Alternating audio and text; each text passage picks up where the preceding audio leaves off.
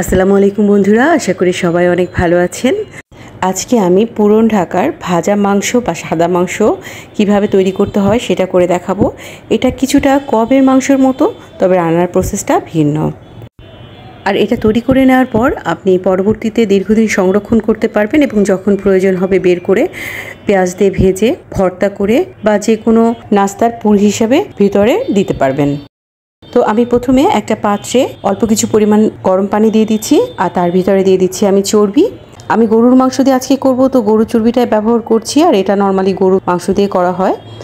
চর্বি যেগুলো পাতলা আছে, দ্রুত গলে যায়, সেই চর্বিগুলো আমি এখানে দিয়ে নিচ্ছি। সাধারণত কুরবানির মাংস দিয়ে কুরবানির দিনই এই মাংসের প্রসেসিংটা করে রাখা হয়, বেশি করে মাংস এবং চর্বি দিয়ে। তবে আপনি কেনা মাংস দিয়ে এটা করে নিতে পারেন। মাংসের পরিমাণটা বেশি হতে হবে, হাড় ছাড়া মাংস হতে হবে, আর চর্বিও তখন কিনে নিতে হবে। কারণ কুরবানির মাংস আর নর্মাল গরুর মাংস তো একই, কিন্তু যেহেতু কুরবানির সময় একসাথে অনেক মাংস পাওয়া যায় আর সংরক্ষণ করতে পুরনো দিনে এইভাবে, তাই কুরবানির মাংস দিয়ে এটা নর্মালি করা হয়। তো আমি চর্বি আর পানিটা চুলায় দিয়ে দিয়েছি আর তার ভিতরে দিয়ে দিচ্ছি 3-4টা এলাচ। এবার আমি এটাকে ঢেকে পানিটা শুকিয়ে যতক্ষণ পর্যন্ত না চর্বি গলে তেল উপরে উঠছে ততক্ষণ রান্না করব। এবং চুলার আঁচটা খুবই অল্পতে দিয়ে নিতে হবে, না হলে চর্বিটা নিচে থেকে লেগে গেলে একটা পোড়া গন্ধ আসবে, যেটা খেতে ভালো লাগবে না। এই চর্বি থেকে যখন তেলটা বের হবে তখন আপনি বুঝতে পারবেন এর ঘ্রাণটা কত সুন্দর। পুরনো দিনে মানুষ কিন্তু চর্বি গলিয়ে ডালটা তৈরি করতো, সেটা দিয়ে পরোটা ভেজে খেত।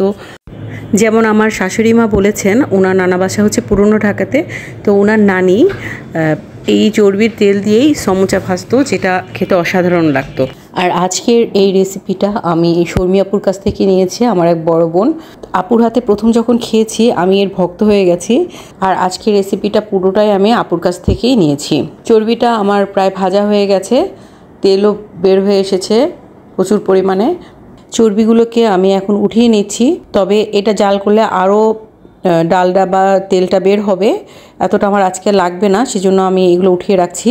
এই যে গলে নেওয়া চর্বির ভিতরে দিয়ে দিচ্ছি আমি মাংস, আঁশালা সলিড মাংস এখানে ব্যবহার করতে হবে। আমি প্রায় 2.5 কেজি পরিমাণে সলিড মাংস দিয়ে আজকে করছি। তো মাংসের টুকরোগুলো পরিষ্কার করে ধুয়ে নিয়ে আমি এই চর্বির ভিতরে দিয়ে দিচ্ছি। এটা রান্না করতে খুবই সামান্য পরিমাণ মশলা ব্যবহার করা হবে, এতে কিন্তু অতিরিক্ত কোনো মশলাই নেই। লবণ দিয়ে দিচ্ছি আমি 1/2 চা চামচ পরিমাণ। লবণ পরিমাণ খুবই সামান্য দিতে হবে, কারণ লাস্টের দিকে লবণটা খুব গাঢ় হয়ে যায়। আর দিয়ে দিচ্ছি আমি 3-4 টুকরো এলাচ। এই মাংস থেকে যে পানি ছাড়বে সেই পানি দিয়ে মাংসটা পুরোপুরি সেদ্ধ হয়ে যাবে, এতে বাড়তি কোনো পানি দেওয়ার প্রয়োজন নেই, অথবা মাংসটা আগে থেকে সেদ্ধ করে নেওয়ারও কোনো প্রয়োজন নেই। দিয়ে দিচ্ছি 1/2 চা চামচ পরিমাণ আদা বাটা, 1/2 চা চামচ পরিমাণ রসুন বাটা, আর দিয়ে দিচ্ছি ছোট 1 টুকরো এলাচ। এই রান্নাতে মশলা বলতে এতটুকুই, এখানে কিন্তু অতিরিক্ত কোনো মশলাই ব্যবহার করা যাবে না। শুধুমাত্র এতটুকু দিয়েই চুলার আঁচ একদমই কমিয়ে রেখে ঢেকে এটা রান্না করতে হবে। আর একবারেই রান্না শেষ করা যাবে না, মাংস থেকে যখন পানি ছাড়বে সেটা শুকিয়ে তেলের উপরে এটা 3-4 দিন জাল করে ভেজে নিতে হবে, এবং ভাজার সময় অল্প আঁচ করে নিতে হবে, কোনো জোরে জাল করা যাবে না। তো সকালে রান্নার শেষে একবার 10 মিনিট জাল করে নিলেন, আবার রাতে রান্নার শেষে 10 মিনিট বা 5 মিনিট জাল করে নিলেন, এভাবেই 3-4 দিন জাল করে এটাকে তৈরি করে নিতে হবে। এটা আমার দ্বিতীয় দিনের ভাজা।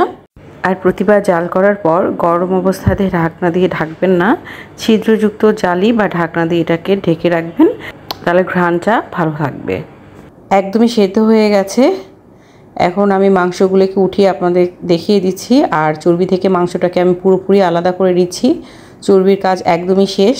এই মাংসটা এভাবে খেতে অসম্ভব মজা লাগে, এর ঘ্রাণটা খুবই সুন্দর। এটাকে ঝুরি করে আপনি পেঁয়াজ দিয়ে বাগার দিয়ে ভাতের সাথে খেতে পারেন, সমোচার পুর হিসেবে ব্যবহার করতে পারেন, পেটিসের পুর হিসেবে ব্যবহার করতে পারেন।